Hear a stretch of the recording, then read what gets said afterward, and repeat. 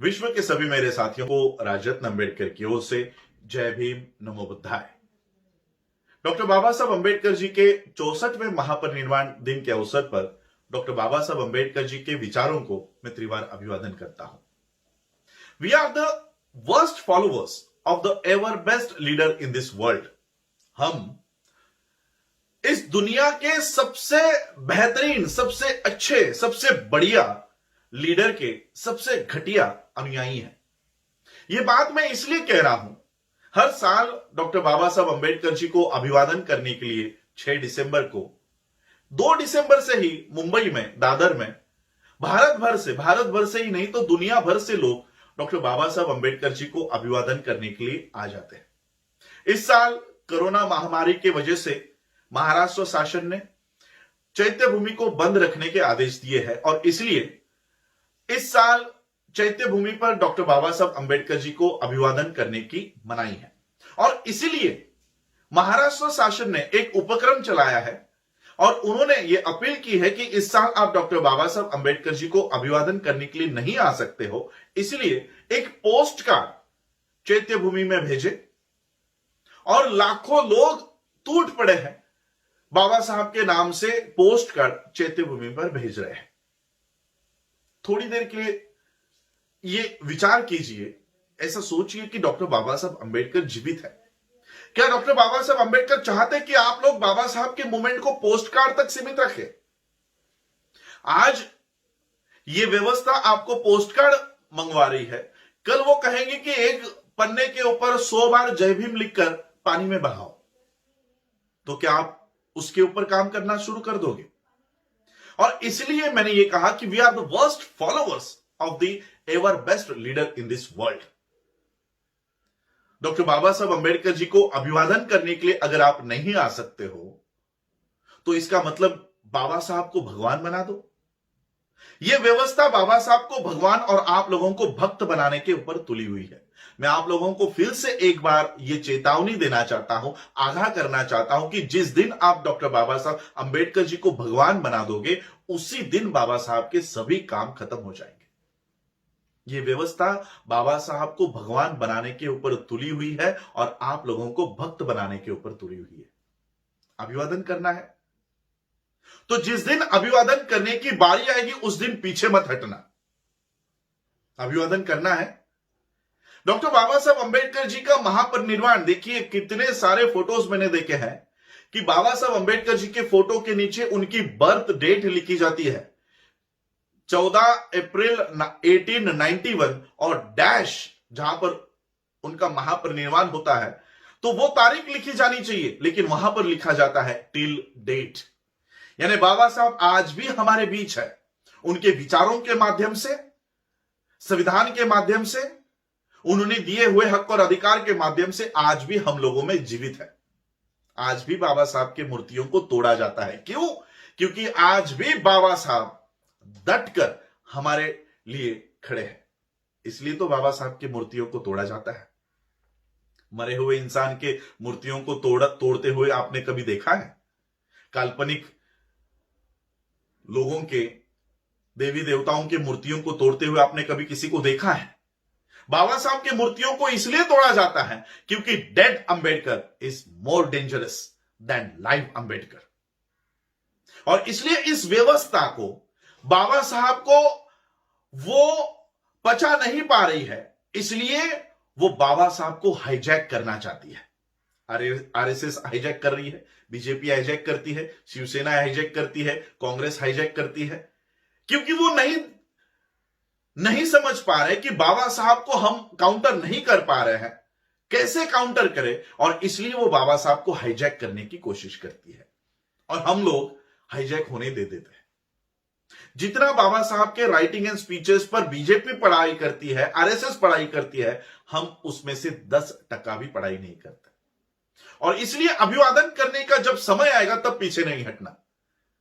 अभिवादन करने का समय 6 दिसंबर नहीं है। जिस दिन जनगणना के अधिकारी आपके घरों पर आप लोगों की गणना करने आएंगे, उस दिन बाबा साहब को अभिवादन करो। देखते हैं कितने लोग अपने आप को बौद्ध लिखते हैं, सिर्फ बौद्ध। हमारे तथाकथित नेता पत्रक निकाल के, लेटर निकाल के लोगों को बता रहे हैं कि बौद्ध लिखने के बाद महार लिखो, चमार लिखो, ढोर लिखो, अनेक जातियों को समाविष्ट कर दो बौद्ध धर्म में। बौद्ध धर्म में ये जातियां लेकर आओ, फिर क्या होगा? ये बौद्ध महार है, ये बौद्ध चमार है, ये बौद्ध ढोर है। इस तरह की जातियों को हम बौद्ध धर्म में घुसाना चाहते हैं। और बाबा साहब कहते हैं कि हमारा बौद्ध धर्म में जो प्रवेश है ये इज्जत के लिए है, इज्जत पाने के लिए हम बौद्ध धर्म में आए हैं, लाभ पाने के लिए नहीं। हमारे नेतागण कहते हैं कि अगर हम लोग अनुसूचित जाति नहीं लिखेंगे, अगर महार नहीं लिखेंगे, ढोर नहीं लिखेंगे, चमार नहीं लिखेंगे, तो हमारे लाभ चले जाएंगे, हमारा रिजर्वेशन चला जाएगा, हमारा बजट कम हो जाएगा, हमारी पार्लियामेंट की सीटें, हमारी विधानसभा की सीटें कम हो जाएंगे। और बाबा साहब कहते हैं कि हमें लाभ प्यारा नहीं है, हमें इज्जत प्यारी है। और जब बाबा साहब को अभिवादन करने की बारी आएगी तब ये बात ध्यान में रखना, तब चूक जाओगे बाबा साहब को अभिवादन करने के लिए, तब आपका पोस्ट कार्ड पिछले जेब में छुप जाएगा, तब बाबा साहब के विचार कहीं ना कहीं जेब में छुपा दोगे।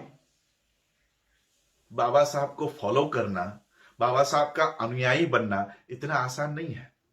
सिर्फ कैंडल लगाने से, सिर्फ अगरबत्ती लगाने से, माथा बाबा साहब के चरणों में झुकाने से कोई बाबा साहब का अनुयायी नहीं बन जाता।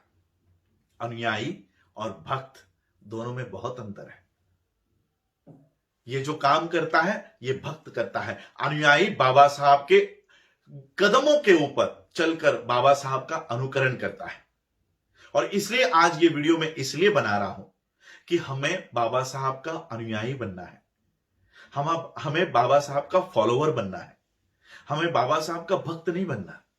बाबा साहब ने कहीं नहीं कहा कि आओ मेरी पूजा करो।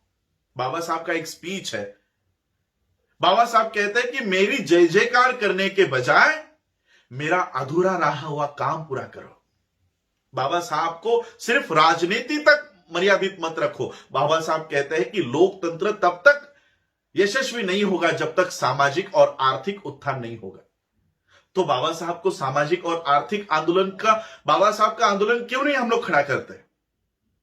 और इसलिए बाबा साहब को अभिवादन करने के लिए बाबा साहब के विचारों के ऊपर चलना बहुत जरूरी है। अभिवादन करने का समय आएगा और जिस दिन आएगा उस दिन आप लोगों को अभिवादन करना है। सिर्फ बौद्ध लिखो। अनुसूचित जाति का अगर सवाल पूछा जाता है कि whether you belong to schedule caste और नॉट, ना लिख दो। वैसे भी एससी की कौन से रिजर्वेशन आपको मिलता है? क्योंकि यह सवाल को यस लिखने के बाद आपको जाति लिखनी अनिवार्य है। अगर आप लिखते हो कि हां मैं अनुसूचित जाति से हूं तो आपको पूछा जाएगा कौन सी जात।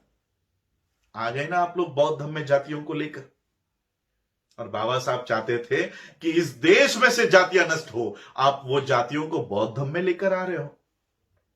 बाबा साहब एक स्पीच में कहते हैं ये जातियां राष्ट्र विरोधी है, राष्ट्र द्रोही है।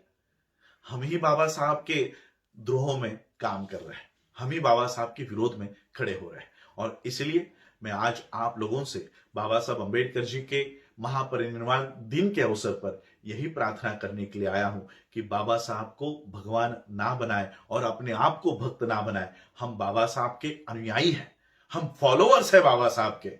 हमें अपने आप को वर्स्ट फॉलोअर के लिस्ट से बाहर निकालकर बाबा साहब के बेस्ट फॉलोअर्स के लिस्ट में हम लोगों को आना है। और इसलिए बाबा साहब के कहे हुए बातों के ऊपर हमें काम करना है।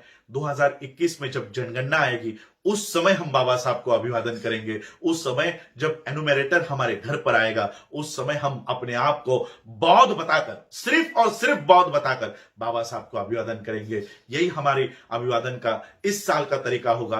आप लोगों ने मुझे सुना उसके लिए आभार, धन्यवाद। जय भीम, जय भारत, जय बुद्ध।